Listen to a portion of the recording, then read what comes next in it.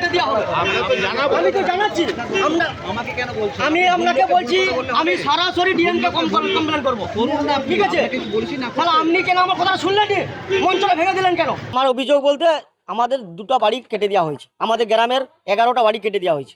আমরা সংখ্যালঘু মুসলিম এলাকার মানুষ, খেটে খাওয়া মানুষ, গরিব মানুষ। কিছু টাকা চাওয়া হয়েছিল, আমার বাবা দিতে পারেনি বলে নাম কেটে দিয়েছে। কত টাকা চাইছিল? কে আমার বাবার কাছে মিনিমাম 12,000 টাকার মতন চেয়েছিল প্রধান, আমাদের গ্রাম প্রধান। আমার নামে বাড়ি অবশ্যই এসেছে, আমার নামে বাড়ি, সেটা সরকার মনে করেছেন পাওয়ার যোগ্য, তাই উনি আমাকে দিয়েছেন। প্রধান তো নিজে স্বীকার করলেন, নিজে তো বললেন যে আমার বাড়ি তৈরি হচ্ছে এবং তার নামে বাড়ি এসছে। হ্যাঁ, বাড়ি এসছে, টাকাও পেয়েছেন, হ্যাঁ। সেটা কোনটা? সেটা এইটাই। প্রধানের বাড়ি থাকা সত্ত্বেও প্রধান নতুন করে আবাস যোজনার বাড়ি পাচ্ছে, অথচ যাদের মাটির বাড়ির মাথার উপর ছাদ নেই, বৃষ্টি পড়লে আপনার সরকারি স্কুলে যে আশ্রয় নিতে হয় তাদের নাম কাটা যাচ্ছে। এবার খোদ তৃণমূলের বিরুদ্ধে সংখ্যালঘু সম্প্রদায়ের বিক্ষোভ। বাঁকুড়ার তালডাংরা ব্লকের শালতোড়া গ্রাম পঞ্চায়েতে আবাস দুর্নীতির অভিযোগ উঠল তৃণমূলের বিরুদ্ধে। কাটমানির অভিযোগে তৃণমূলের বিরুদ্ধে পথে নামল সংখ্যালঘু সম্প্রদায়। আবাস যোজনায় নাম কাটার প্রতিবাদে উত্তাল কাশিডাঙ্গা। বাঁকুড়ার তালডাংরা ব্লকের শালতোড়া গ্রাম পঞ্চায়েতের কাশিডাঙ্গা এলাকায় শাসক তৃণমূল কংগ্রেসের বিরুদ্ধে রাস্তায় নেমে বিক্ষোভে সামিল হলেন সংখ্যালঘু সম্প্রদায়ের রীতিমতন গরিব মানুষজন।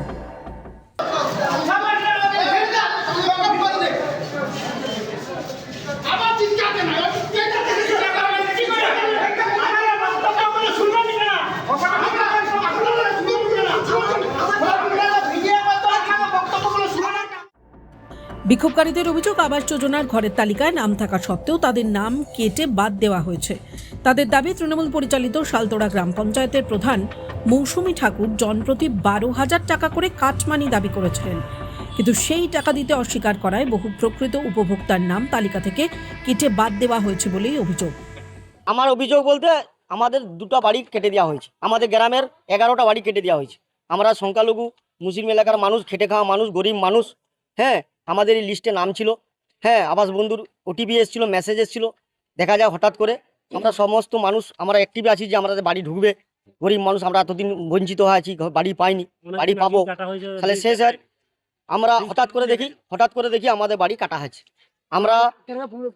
আমরা দেখি প্রধানের কাছে যাই, প্রধান কিন্তু টাকা চেয়েছিল। হ্যাঁ, প্রধান প্লাস সেক্রেটারি টাকা চেয়েছে, আমরা টাকা দিতে পারিনি বলে আমাদের বাড়িগুলো কেটে দেওয়া হয়েছে। কত টাকা চেয়েছিল?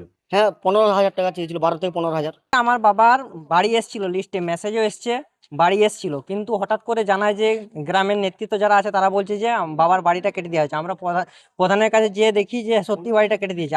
আমার বাবার কাছে কিছুদিন আগে, অনেকদিন আগেই কিছু টাকা চাওয়া হয়েছিল, আমার বাবা দিতে পারেনি বলে নাম কেটে দিয়েছে। কত টাকা চাইছিল? কে আমার বাবার কাছে মিনিমাম 12,000 টাকার মতন চেয়েছিল প্রধান, আমাদের গ্রাম প্রধান। তো সেই টাকা না দেওয়ার না, আমার বাবা সেই টাকা না দেওয়ার জন্যই কেটে দেওয়া হয়েছে বাড়িটা। প্রধানের বাড়ি আছে? প্রধানের দুতলা বাড়ি আছে, আর শুনলাম প্রধানের নামও আছে লিস্টে, ওর টাকা ঢুকে গেছে, পয়সা পেয়েছে কালকে টাকা ঢুকে গেছে নাকি, লিস্টে নাম আছে, ফাইনাল লিস্টে নাম আছে। এদিকে আরো চাঞ্চল্যকর তথ্য সামনে এনেছেন প্রধানের জেঠুর ছেলে গোপাল ব্যানার্জি। আমি গোপাল ব্যানার্জি, ও হচ্ছে আমার কাকার মেয়ে। কে? মৌসুমী ঠাকুর প্রধান। কোন বাড়িতে থাকে? আমার বাড়িতে ভাঙা বাড়িটাই থাকে। আচ্ছা, আর এই বাড়িটি কার যেটি হচ্ছে? এই যেটি বর্তমান হচ্ছে ওটা ওর নিজস্ব জায়গা নয়, ওটা ওর দাদুর জায়গা। দেখিয়ে দিন একটু, চলুন হাঁটতে। এটি দাদুর জায়গায়, এই দাদুর জায়গা তো ওর নিজস্ব জায়গা নয়, দাদুর জায়গায়, ও দাদুর জায়গা ওকে দিয়েছে, তার জন্য ও বাড়ি করছে। হ্যাঁ, এই বাড়িটাই হচ্ছে তো? হ্যাঁ, এই বাড়িটাই হচ্ছে। ইয়ে তো প্রধান তো নিজে স্বীকার করলেন, নিজে তো বললেন যে আমার বাড়ি তৈরি হচ্ছে এবং তার নামে বাড়ি এসছে। হ্যাঁ, বাড়ি এসছে, টাকাও পেয়েছেন, হ্যাঁ। সেটা কোনটা? সেটা এইটাই, এই বাড়িটা? হ্যাঁ। আচ্ছা, এটা কতদিন আগে থেকে হচ্ছে বাড়িটা? এটা মোটামুটি আজকে ধরুন 1 বছর ধরে হচ্ছে। এই লিস্টে নাম আছে, আগের লিস্টে কোনো নামই নাই। আচ্ছা, তাহলে এই বাড়িটা যেটা 1 বছর ধরে হচ্ছে, এই বাড়িটাকে এইবারের লিস্টে দেখানো হচ্ছে। হ্যাঁ, সেটাই তো? একবারই পেয়েছি, এই লিস্টে টাকা ও এখন ঢুকেছে কিনা তাও জানি না। এই কিস্তি, এই মানে যে আপনাদের বাড়ি এসছে সরকারি, হ্যাঁ। সেটাতে ও এখন মোটামুটি এখন টাকা পেয়েছে পায়নি সেটাও আমার ঠিক জানা নেই। হ্যাঁ, কিন্তু ব্যাপারটা হচ্ছে কি ওনার নামে বাড়ি আছে, মানে বাড়ির টাকা এসছে সেটাই আমি জানি যে সেটা বাড়ি কোন বাড়িটা? হ্যাঁ সেটা এই বাড়িটা হ্যাঁ সেটা এই বাড়িটা উনি তৈরি করছেন, 1 বছর ধরে তৈরি করছে, 1 বছর ধরে তৈরি করছেন। আর এই বাড়িটাতেই টাকাটা এসছে, এই বাড়িটাতে টাকা এসছে। আর আপনার বাড়িতে এখন বর্তমানে ভাড়া থাকে? আমার বাড়িতেও ভাড়া থাকে। তার দাবি বর্তমান প্রধান তার বাড়িতেই ভাড়া থাকেন এবং বাড়ির পাশে 1 বছর ধরে দোতলা পাকা বাড়ি নির্মাণ চলছে, যা বর্তমানে শেষ পর্যায়ে। এই দোতলা বাড়িটি নাকি প্রধান নিজে নির্মাণ করেছেন, অথচ এবারে আবাস যোজনার লিস্টে প্রধানের নাম বাড়িহীন হিসেবে অন্তর্ভুক্ত করা হয়েছে। যে জায়গায় দোতলা বাড়িটি নির্মাণ হচ্ছে সেটিকেই নথিতে বাড়িহীন জমি হিসেবে দেখানো হয়েছে বলে অভিযোগ উঠছে। স্বাভাবিকভাবে প্রশ্ন আগে থেকেই বাড়ি নির্মাণ চললে কিভাবে আবাস যোজনার টাকা পাওয়া সম্ভব? শুধুমাত্র শাসক দলের প্রধান হওয়ার জন্যই কি সরকারি নিয়ম আলাদা? সাধারণ গরিব মানুষের জন্য যে প্রকল্প, সেটা কি শাসক দলের নেতাদের সম্পত্তি তৈরির মাধ্যম? এদিকে প্রধান মৌসুমী ঠাকুরের দাবি, এই সমস্ত অভিযোগ বিজেপির চক্রান্ত এবং অপপ্রচার। আমার নামে বাড়ি অবশ্যই এসেছে, আমার নামে বাড়ি সেটা সরকার মনে করেছেন পাওয়ার যোগ্য, তাই উনি আমাকে দিয়েছেন। ওনারা দাবি, মানুষ দাবি করতেই পারে, মানুষ বদনাম করার জন্য অনেক কিছু করবে, সেটা সত্য সত্য বলে তো প্রমাণ করতে হবে। আমি যে সত্যর পথে আছি সেটা আমি প্রমাণ দিতে রাজি আছি। এটা সম্পূর্ণ বিরোধীদের অপপ্রচার, এটা একদম সত্য না। তার কারণ হচ্ছে অন্তর্ভুক্ত তালিকায় যেই বেনিফিশিয়ারিদের নাম আছে তাদের আমাদের ব্লক থেকে সুপার চেকিং করার পরে ওনারা দেখেন যে সমস্ত ব্যক্তিরই পাকা বাড়ি আছে, তিনারাই বাদ দেন। এখানে সেক্রেটারিরও কোনো ভূমিকা সেরকম খুব একটা নেই, এখানে তিনি একজন অফিসার, তিনাকে ব্লক যেটা আদেশ দেবেন তিনি সেই কাজ করতে বাধ্য। আর আমিও প্রধান হিসাবে এটা সম্পূর্ণ বিজেপির চক্রান্ত এবং ষড়যন্ত্র, এটা বদনাম করার জন্য।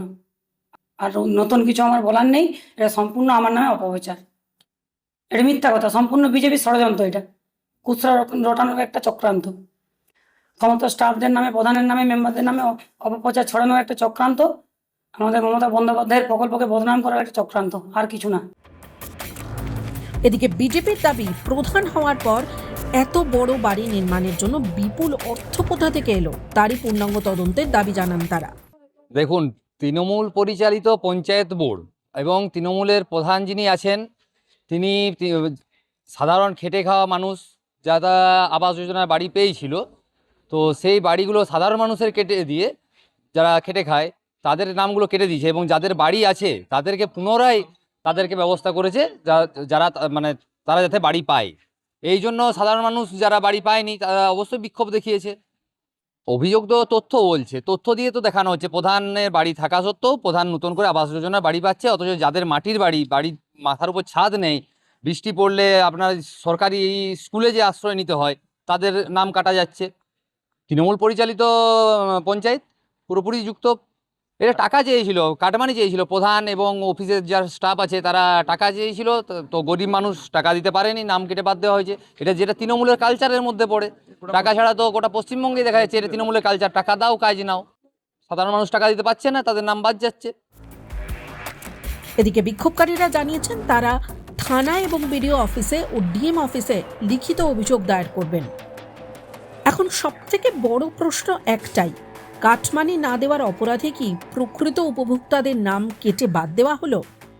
আর তার জায়গায় রাজনৈতিক ক্ষমতার পেশি আস্ফালনের জেরে সুযোগ পেল শাসক দলের জনপ্রতিনিধিরাই। আর এই ঘটনাকে ঘিরে শাসক দল তৃণমূলের বিরুদ্ধে তীব্র ক্ষোভ দানা বেঁধেছে সংখ্যালঘু সম্প্রদায়ের মধ্যে। টাইমস নাও খবর।